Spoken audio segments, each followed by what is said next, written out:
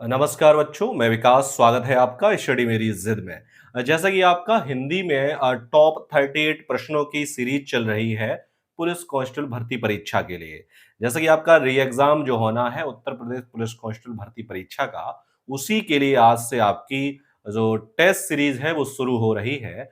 तो आज आपका पहला वीडियो है और आज हम इस वीडियो में हिंदी के टॉप 38 प्रश्न देखेंगे जो आपकी परीक्षा के लिए मोस्ट इंपॉर्टेंट होने वाले हैं। तो चलिए शुरुआत करते हैं। आप अपने स्क्रीन पर जो है प्रश्न देख रहे हो कि भाववाच्य छांटिए, यानी इनमें से कौन सा जो वाक्य है इसमें भाववाच्य है। ऑप्शन ए है दादाजी के द्वारा अनिल को डांटा गया। ऑप्शन बी तोते से उड़ा नहीं गया। ऑप्शन डी सी अशोक ने आइसक्रीम खाई। ऑप्शन डी चोर पकड़ा गया। तो यहां पर अगर मैं भाववाच्य की बात करूं तो यहां पर आपका जो ऑप्शन है तोते से नहीं उड़ा गया, यानी ऑप्शन जो बी है वो आपका बिल्कुल सही हो जाएगा। ठीक है, यानी मुझसे खाया नहीं जाता है, पिया नहीं जाता है, मुझसे चला नहीं गया। तो ये ऐसे जो वाक्य होते हैं वो सभी वाक्य आपके कैसे होते हैं, भाववाचक वाक्य होते हैं। ठीक है, तो ये प्रश्न आपको समझ में आ गया होगा। अब बढ़ते हैं हम अगले प्रश्न की तरफ। अगला जो प्रश्न है आपका वो है कि पुल्लिंग वाचक शब्द छांटिए, यानी इनमें से जो पुल्लिंग शब्द है कौन सा है। ऑप्शन ए है कैमरा। ऑप्शन बी है पायल। ऑप्शन सी है प्लेट और ऑप्शन डी है तलवार। तो जब भी आपसे लिंग पूछा जाए किसी भी शब्द में कि कौन सा शब्द जो है वो आपका स्त्रीलिंग है और कौन सा शब्द आपका पुल्लिंग है, तो करेंगे क्या, किसी भी शब्द के आगे मेरा और मेरी, ये दो जो शब्द हैं आप ध्यान में रखिए।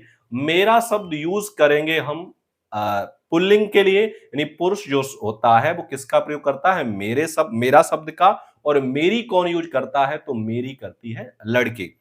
यानी अगर इन शब्दों को हम प्रयोग करेंगे जैसे मेरा कैमरा, तो लड़का अगर ऐसा तो नहीं कहते मेरी कैमरा, तो मेरी कैमरा नहीं होता है, क्या होता है मेरा कैमरा। तो पहला ही आपका जो ऑप्शन है वो बिल्कुल सही है, यानी कैमरा जो शब्द है वो कैसा है, तो कैमरा शब्द आपका पुल्लिंग शब्द है। ठीक है, अब यहां पे मेरा पायल नहीं कहते हैं, क्या कहते हैं हम, मेरी पायल कहते हैं। इसी प्रकार मेरा प्लेट नहीं होता है, मेरी प्लेट होता है।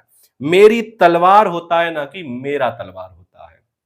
तो किसी भी शब्द के आगे मेरा और मेरी रखने से आपको यह ज्ञात हो जाएगा कि वो शब्द जो है वो स्त्रीलिंग है या पुल्लिंग है। ठीक है, मेरा किसी के आगे जोड़ेंगे तो वो पुल्लिंग कहलाएगा और मेरी अगर जुड़ रहा है तो वो आपका शब्द स्त्रीलिंग कहलाएगा।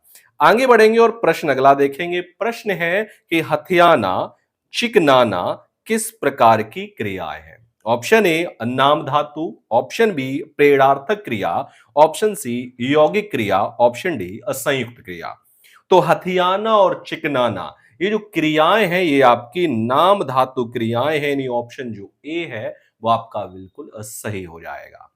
यानी वे क्रियाएं और जो संज्ञा, सर्वनाम और विशेषण, यानी वे क्रियाएं जो होती हैं जो संज्ञा, सर्वनाम और विशेषण, ठीक है, विशेषण, इन शब्दों के निर्माण से जो क्रियाओं का निर्माण होता है उन क्रियाओं को हम क्या कहते हैं, तो उन्हें हम कहते हैं नाम धातु क्रिया। और प्रेरणार्थक क्रिया क्या होती है, तो प्रेरणार्थक क्रिया होती है जिसमें किसी को प्रेरणा दी जाए, यानी कर्ता वहां स्वयं कार्य ना करके किसी दूसरे से कार्य कराता है, तो वहां प्रेरणार्थक क्रिया होती है।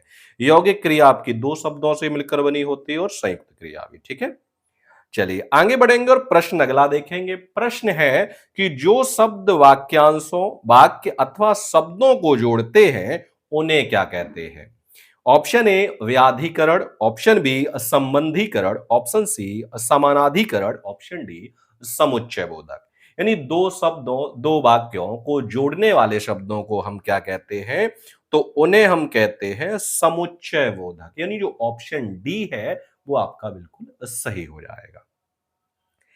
आगे बढ़ेंगे, अगला प्रश्न करेंगे कि उद्देश्य में कर्ता के साथ क्या रहता है। ऑप्शन ए कर्ता विस्तार। ऑप्शन बी कर्ता पूरक। ऑप्शन सी कर्ता विधेय। ऑप्शन डी विधेय पूरक। तो उद्देश्य में कर्ता के साथ जो होता है हमेशा कर्ता का विस्तार रहता है। अब ये जो उद्देश्य और विधेय क्या होते हैं, तो ये वाक्य के अंग होते हैं। क्या होते हैं? वाक्य के दो अंग होते हैं। एक आपका उद्देश्य होता है और दूसरा आपका विधेय होता है। ये दो ऐसे शब्द हैं जो वाक्य के अंग होते हैं, जिन्हें हम अंग्रेजी में सब्जेक्ट और प्रेडिकेट कहते हैं। सब्जेक्ट कहते हैं हम उद्देश्य को और प्रेडिकेट कहते हैं हम विधेय को। ठीक है, तो ये जो दो अंग होते हैं ये आपके उद्देश्य और विधेय होते हैं। चलिए आगे बढ़ेंगे और अगला प्रश्न देखेंगे। प्रश्न है कि अतियुक्त शब्द में संधि है। ऑप्शन ए दीर्घ संधि है, ऑप्शन बी गुण संधि है, ऑप्शन सी एड़ संधि है या ऑप्शन डी अयादि संधि है। तो अतियुक्त शब्द में आपकी अगर मैं बात करूं तो यहां पर आपकी एड़ स्वर संधि हो जाएगी, यानी ऑप्शन जो सी है वो आपका बिल्कुल सही हो जाएगा। यहां पर अगर मैं बात करूं इसके संधि विच्छेद की, तो अति धन उक्ति। ठीक है, तो अति धन उक्ति इसका संधि विच्छेद हो जाएगा। यहां पर आपकी यड़ स्वर संधि है और इसकी पहचान अगर मैं बात करूं तो पहचान क्या होती है? आधा अक्षर हो। कैसा हो? आधा अक्षर हो और आधे अक्षर के बाद या तो या आए या फिर वा आए, या वा आए, तो वहां पर आपकी संधि कौन सी होती है? तो वहां आपकी एड़ स्वर संधि होती है। ठीक है, तो आप यहां पर समझ गए अतियुक्त शब्द में कौन सी संधि है, तो अतियुक्त शब्द में आपकी एड़ स्वर संधि है। चलिए आगे बढ़ेंगे और अगला प्रश्न है आहट, आवट, आस आदि किस प्रकार के तद्धित प्रत्यय हैं? ऑप्शन ए कर्तृत्ववाच्य, ऑप्शन बी कर्मवाच्य, ऑप्शन सी भाववाच्य, ऑप्शन डी संबंधवाचक। तो यहां पर आपका जो ऑप्शन सी है यानी भाववाचक आपके कैसे हैं? ये भाववाचक प्रत्यय हैं, आहट, आवट और आस। ठीक, आगे बढ़ेंगे और प्रश्न अगला देखेंगे। प्रश्न है कि कौन सा अधिकरण तत्पुरुष समास नहीं है? ये कहा गया है इनमें से अधिकरण तत्पुरुष नहीं है। अधिकरण में क्या होता है? अधिकरण में विग्रह करने पर यानी मैं और पर, ये अधिकरण के आपके विभक्ति चिन्ह है, मैं पर। ठीक है, अब पुरुषोत्तम का अगर मैं विग्रह करूंगा तो पुरुषों में उत्तम, यहां पर मैं आ रहा है तो यहां पे तो है। देशाटन, देश में आटन, इसमें भी है। कुल श्रेष्ठ, कुल में श्रेष्ठ, इसमें भी आपका अधिकरण तत्पुरुष है। धर्म भ्रष्ट, धर्म से भ्रष्ट, इसमें आपका अधिकरण तत्पुरुष नहीं है और यही आपका आंसर है। आपसे पूछा भी गया कि इनमें से कौन सा जो शब्द है वो अधिकरण तत्पुरुष नहीं है, तो यहां पर आपका ऑप्शन डी धर्म भ्रष्ट है। ठीक है, चलिए आगे बढ़ेंगे और प्रश्न अगला है कि धूसर जो है वो किसका पर्यायवाची है? ऑप्शन ए खनक, ऑप्शन बी सदन, ऑप्शन सी बेशर, ऑप्शन डी गजबदन। तो धूसर जो है वो आपका बेसर यानी गधे का पर्यायवाची है। ठीक है, यानी ऑप्शन जो सी है वो आपका बिल्कुल सही हो जाएगा। धूसर किसका पर्यायवाची होता है? तो ये होता है आपका गधा का पर्यायवाची और बेसर भी इसे ही कहते हैं। ठीक है, आगे बढ़ेंगे। प्रश्न अगला है। प्रश्न है कि यदि सभी राज्य सरकारों को कोई एक सरकारी पत्र भेजा गया हो तो उसे क्या कहेंगे? ऑप्शन ए सूचना, ऑप्शन बी परिपत्र, ऑप्शन सी आज्ञा पत्र या ऑप्शन डी अधिसूचना। तो यदि सभी राज्य सरकारें को एक सरकारी अगर पत्र भेजा जाए तो उसे हम कहेंगे परिपत्र, यानी जो ऑप्शन वी है वो आपका बिल्कुल सही हो जाएगा। आगे बढ़ेंगे, प्रश्न अगला देखेंगे। प्रश्न है कि प्रत्याशा शब्द में उपसर्ग है। ऑप्शन ए आ, ऑप्शन बी प्र, ऑप्शन सी प्रति, ऑप्शन डी प्रत्या। तो प्रत्याशा शब्द में अगर मैं उपसर्ग की बात करूं तो प्रतिधन आशा यानी प्रति उपसर्ग है, यानी ऑप्शन जो सी है वो बिल्कुल सही हो जाएगा। प्रति धन आशा, आशा इसमें आपका मूल शब्द हो जाएगा और प्रति आपका उपसर्ग कहलाएगा। ठीक है, आगे बढ़ेंगे। प्रश्न अगला है कि अनिश्चयवाचक सर्वनाम का अपादान कारक में बहुवचन रूप बनाना है। ठीक है, ऑप्शन ए किसी से, ऑप्शन बी किन से, ऑप्शन डी किन्हीं से, ऑप्शन डी किनको।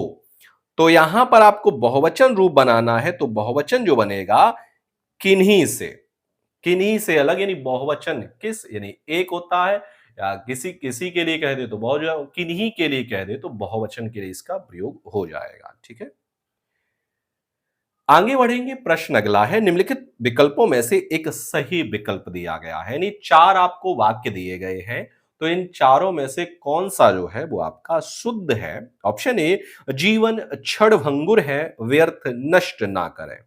तो यहां पर आपको क्षणभंगुर की वर्तनी जो है वो आपको शुद्ध देखनी है, और भी आपको देखना है यहां पर। तो यहां पर अगर मैं बात करूं तो यहां पर आपका जो ऑप्शन ए है वो बिल्कुल सही हो जाएगा। ने जीवन क्षणभंगुर, क्षणभंगुर इसी तरीके से आपका लिखा जाता है व्यर्थ नष्ट ना करें, ये वाक्य जो है वो आपका शुद्ध लिखा हुआ है। आगे बढ़ेंगे, प्रश्न अगला देखेंगे। प्रश्न है, निम्नलिखित में से तत्सम शब्द इनमें से कौन सा है। ऑप्शन ए शिखा, ऑप्शन बी चंदा, ऑप्शन सी रात, ऑप्शन डी बात। तो यहां पर अगर मैं बात करूं तत्सम शब्द की, तो यहां आपका ऑप्शन जो ए है यानी शिखा, वो आपका कैसा शब्द है, तो ये आपका तत्सम शब्द है। ठीक है, आगे बढ़ेंगे और अगला प्रश्न देखेंगे। प्रश्न है कि सोना का पर्यायवाची है, इनमें से कौन सा जो शब्द है वो सोना का पर्यायवाची है। ऑप्शन ए पन्नग, ऑप्शन बी ललित, ऑप्शन सी चित्तकारशक, ऑप्शन डी जातरूप। तो अगर मैं सोना की बात करूं तो यहां पे सोना को जो पर्यायवाची है ऑप्शन जो डी यानी जात रूप जो शब्द है वो किसका पर्यायवाची है, तो जात रूप आपका सोना का पर्यायवाची है। ठीक है, आगे बढ़ते हैं। प्रश्न अगला है कि अर्चना अत्यंत सुंदर है, रेखांकित पद में भेद बताइए, यानी अत्यंत जो शब्द है वो कैसा है। ऑप्शन ए विशेषण है, ऑप्शन बी प्रविशेषण है, ऑप्शन डी विशेष्य विशेषण है, ऑप्शन डी सविशेषण है।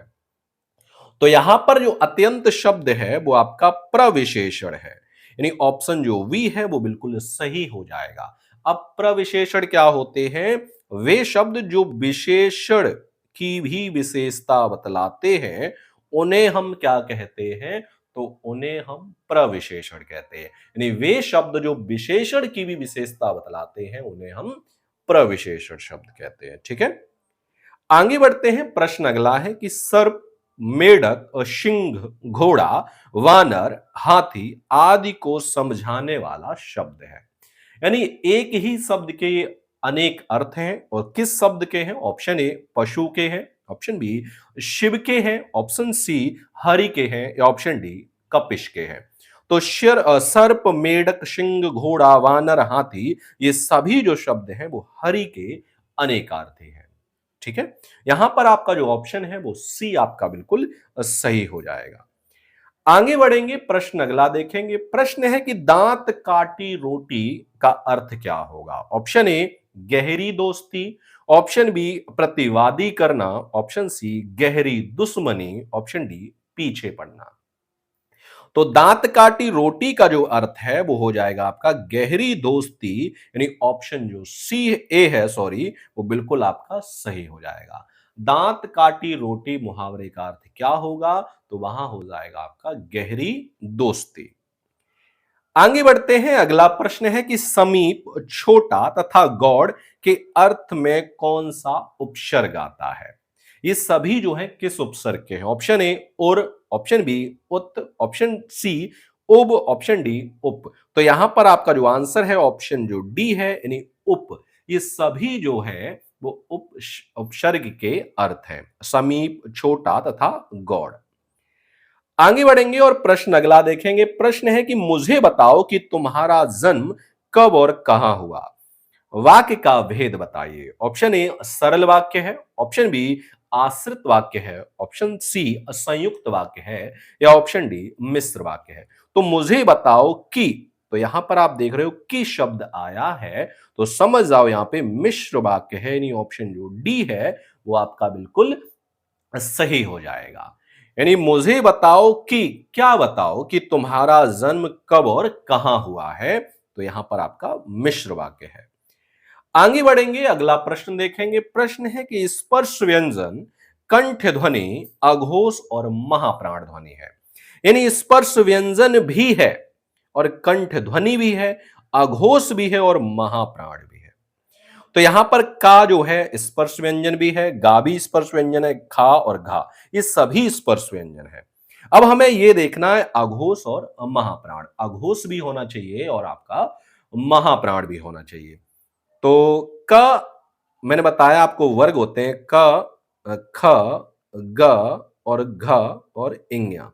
प्रत्येक वर्ग का पहला और दूसरा वर्ड प्रत्येक वर्ग का पहला और दूसरा वर्ड आपके अघोष होते हैं और तीसरा चौथा पांचवा वर्ड ये आपके सघोष होते हैं। अब जो खा वर्ड है आप देख रहे हो कि खा जो है वो आपका कैसा है, तो ये आपका कंठ है, स्पर्श है, अघोष है और आपका महाप्राण भी है। अब अल्पप्राण और महाप्राण क्या होते हैं? तो अल्पप्राण वे होते हैं जिनके उच्चारण में मुख से हवा कम निकलती है, उन्हें अल्पप्राण कहा जाता है, और मुख से हवा ज्यादा निकलती है उन्हें महाप्राण कहा जाता है। अब क और ख, अब क बोलेंगे और ख बोलेंगे, किस में हवा ज्यादा निकल रही है? तो खा में अधिक हवा निकल रही है, तो खा कैसा है? महाप्राण है। ठीक है, तो यहां पर अगर बात की जाए स्पर्श व्यंजन, कंठ ध्वनियां, अघोष और महाप्राण, ये जो सभी है तो ये खा है, यानी ऑप्शन सी आपका बिल्कुल सही हो जाएगा। आगे बढ़ेंगे, अगला प्रश्न फिर से कह रहा है कि सभी महाप्राण वर्णों वाले वर्ग हैं, इनमें से महाप्राण कौन से हैं? ऑप्शन ए ख छ ठ, ऑप्शन बी ध च ड, ऑप्शन सी म श ध, ऑप्शन डी आपका जो है य द घ।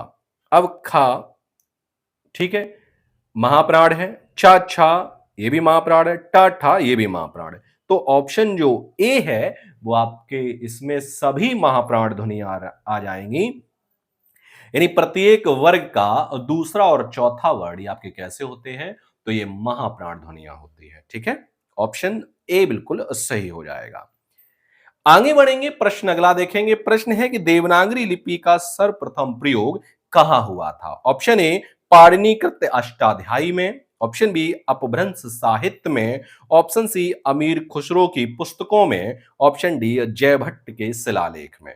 तो यहां पर आंसर जो है आपका ऑप्शन जो डी है जयभट्ट के शिलालेख में बिल्कुल सही हो जाएगा। ठीक है, तो ये थे आपके हिंदी के टॉप 38 प्रश्न जो मैंने इस वीडियो में करा दिए हैं। मिलते हैं हम आपको अगले वीडियो में नए प्रश्नों के साथ, तब तक के लिए नमस्कार।